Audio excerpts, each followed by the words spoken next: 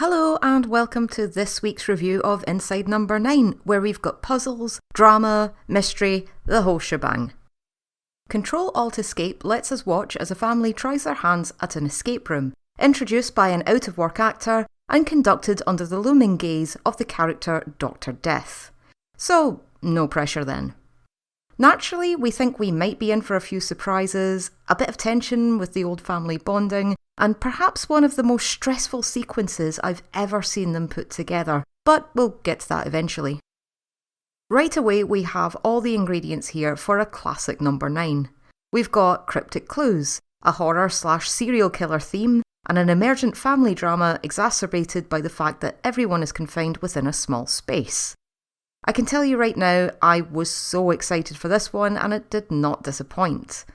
In fact, this might be one of my favourite episodes of this series so far, especially on rewatch where all of those minor details really start coming together. Just for the record, I've never done an on-site escape room myself, although I have done some virtual ones during lockdown, which were a fun way to pass the time with friends, and we did try one lockbox style escape room together a couple of years ago. From what I understand, this episode definitely managed to replicate the escape room experience, right down to that one thing that inevitably doesn't work and ends up wasting time as a result. In our case, it was the tag with critical information for getting started that had fallen off the box during delivery, and we only found it because it had come in a much larger package with fake straw and I was checking to see if it was safe for my hamsters. That took about 2 hours, by which point we'd managed to solve the next 2 clues, albeit with nowhere to actually put the answers. But I digress.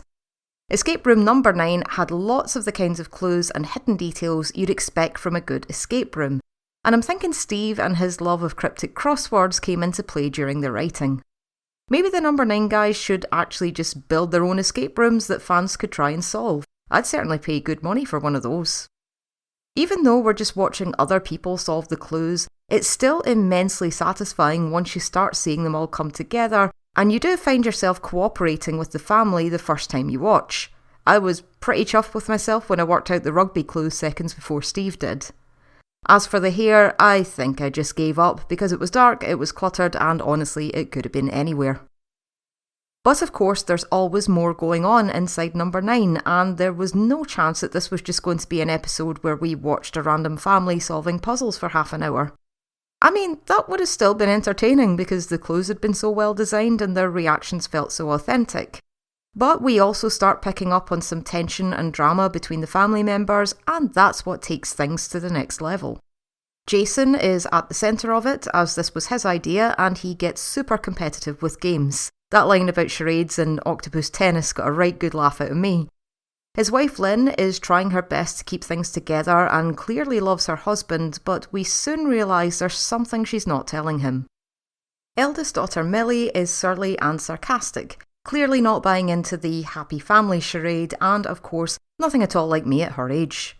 However, we still get a sense of very real and deep love for her family, especially when she's talking one-on-one with her dad, and that quickly elevates her from a simple but very funny one-note character into someone far more complex, and it's all handled very naturally thanks to some brilliant writing and acting.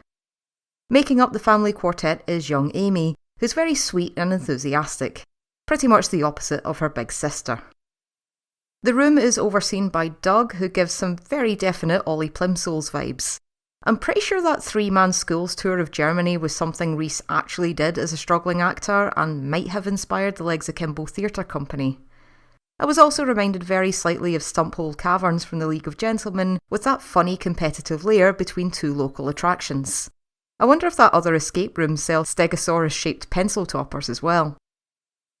Now, there's not much else I can say without going into spoilers, so I'll be doing that in just a minute. But I will say that if you watch this episode and you like it, you might also be interested in the film Ghost Stories, created by fellow League of Gentlemen writer Jeremy Dyson. I won't say why, but I'm not the first person to bring up this comparison, and honestly, I think most number 9 fans would enjoy it anyway. So if you're not here for spoilers, then let me just say thank you for playing, and you know where the exit is, so I'll let you on your way. As for the rest of you, buckle in because I thought this one was outstanding, and I think it's the most stress I've ever felt at the end of a number 9. I actually found myself shouting at the telly, "You've got one clue left," as if Steve could hear me. Invested in the story was a complete understatement because I needed Jason to escape, and the relief I felt at the end was honestly physical. If I'd taken a blood pressure reading, I think the thing would have exploded. That first watch was an experience I'll never forget. But yeah, we all knew this wasn't going to be as straightforward as it looked. We probably first twigged this when the family started making some very weighted comments that you just knew were going to take on some new significance during the second watch.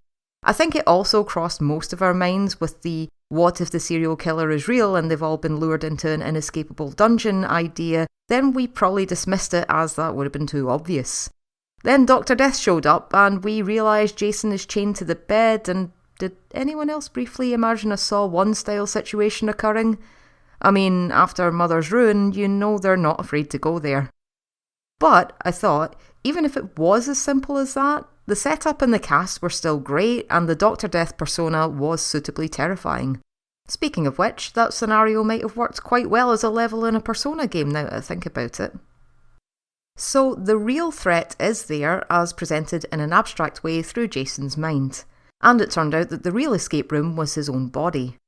But while you could argue that the individual components aren't all that new, I mean, how many fan theories begin and end with the main character was in a coma or is dying the whole time, the way they did it here was absolutely gripping and very inventive. And I think that comes down to a simple factor that many horror and slasher films don't bother with, but it's so obvious once you realise. The ending and the slightly earlier reveal worked so well because they made us care so much about the characters. Jason wasn't just some guy in a coma, he's Lynn's husband, and he's Millie and Amy's dad. They need him, and we felt that connection even before we saw the four of them together in the real world. We also got to know Jason within that mindscape. He's strong-willed, stubborn, resourceful, and optimistic. We even see those same qualities reflected through his daughters, thus strengthening that connection even further.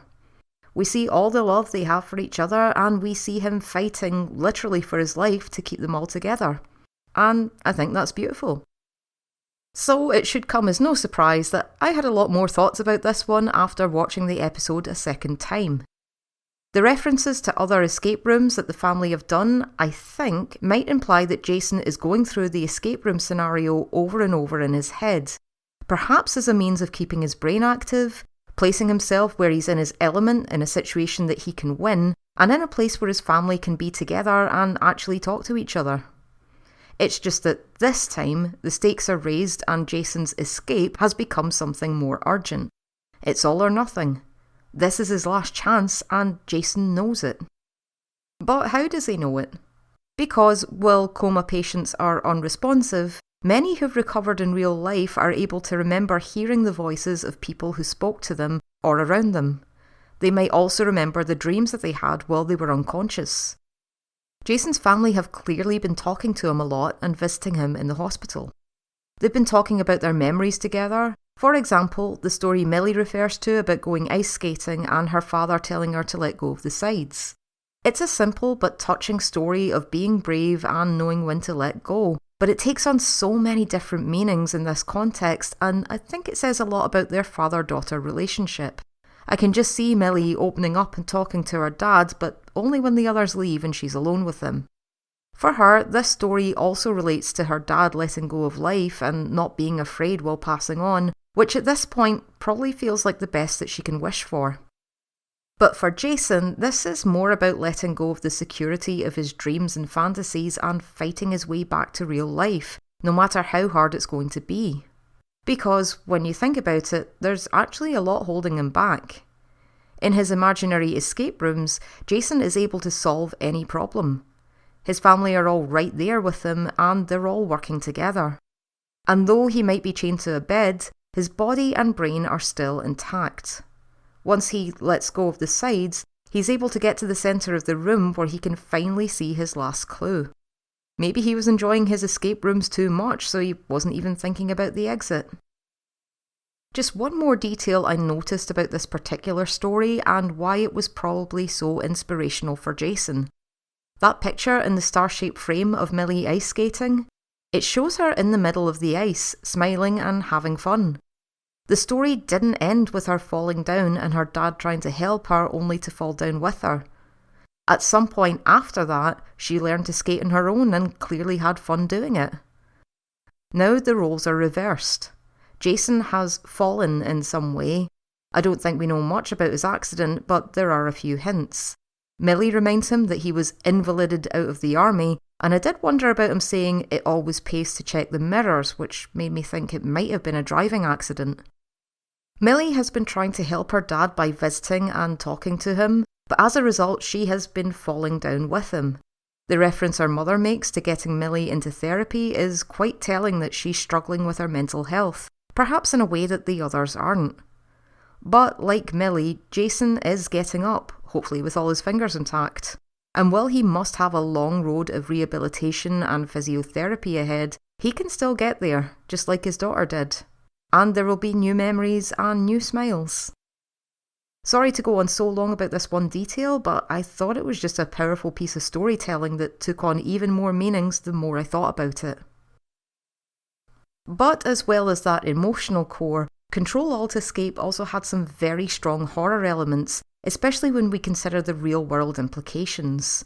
If Dr. Death had just been a random serial killer, or even some supernatural entity, he'd still be terrifying, thanks to the design of the character, that incredibly tense music score, and the way it's all been shot. But then, what Dr. Death represents, along with the fact that Jason is on some level aware of what's going to happen, that's so much scarier. That and the idea of being trapped within your own body while this is all happening. This evokes so many horror scenarios, all of them terrifying, like the concept of being paralysed by fear, or literally paralysed, much like Nina from Riddle of the Sphinx. Even possession scenes where you're no longer in control of your own body and mind because something else has taken over, not a demon in this case, but a doctor about to inject him with some scary concoctions, both real and imaginary. And yes, I know what that was for in the real world, and if you're familiar with the phrase agonal respirations, then you probably shuddered at that point as well. The other film I remember thinking about during the end scenes with Dr. Death is one that's definitely flawed, but has some powerful and frightening mindscape images, all being generated by a serial killer who's in a coma.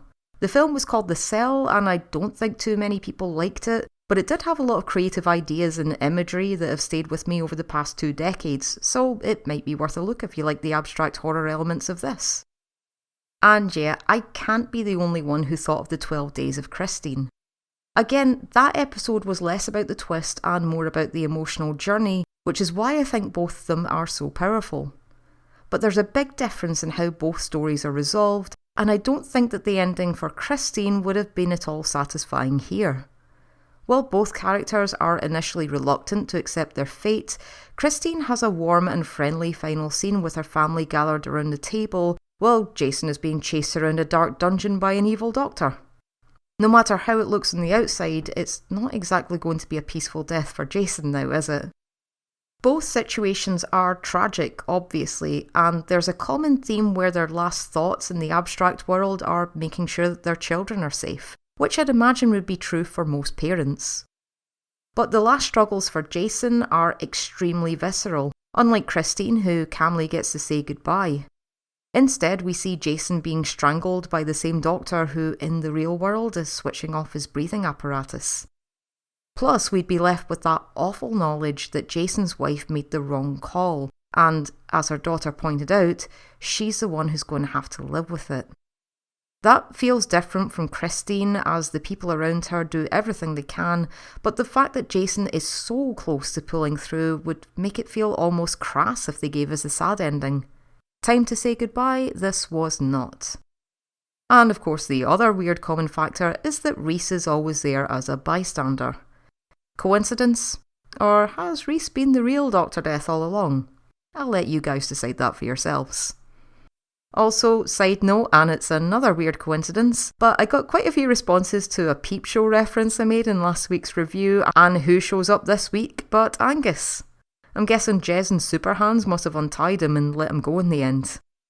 Either way, great bit of casting and great performances all round this week. I really can't praise that enough. So only 2 more episodes to go.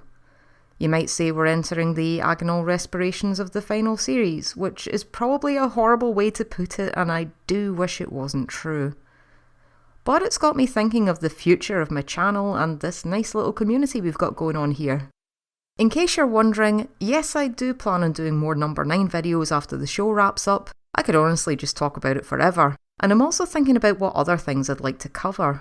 But the plan is to be much more active in making content for you all, not just during the number 9 seasons, and I'd very much appreciate your ideas to help me shape that. I'm also looking into starting up a Patreon, so if that's of interest to you and there are things you'd like me to include, please let me know and we can keep geeking out over Inside Number 9 and other amazing shows for as long as we like. So yeah, comment down below if you'd be interested. So what did you all think of Ctrl-Alt-Escape? I've seen some very interesting discussions going on over in the number 9 subreddit, which you should definitely look at if you haven't already. It's always a good episode when it gets people talking, in my opinion. Next week we'll be back here to talk about The Curse of the Ninth, which, I didn't know, is a superstition around classical music, and seeing as I was watching the announcement while sitting next to a composer who has 2 music degrees, let me tell you that his face just lit up. From what I've heard, this could be a very interesting episode indeed. So subscribe and ring the bell if you want to hear about that one as soon as I upload my next review. Also, like this video if you liked it, and share it as well if you feel like doing that. See you next time.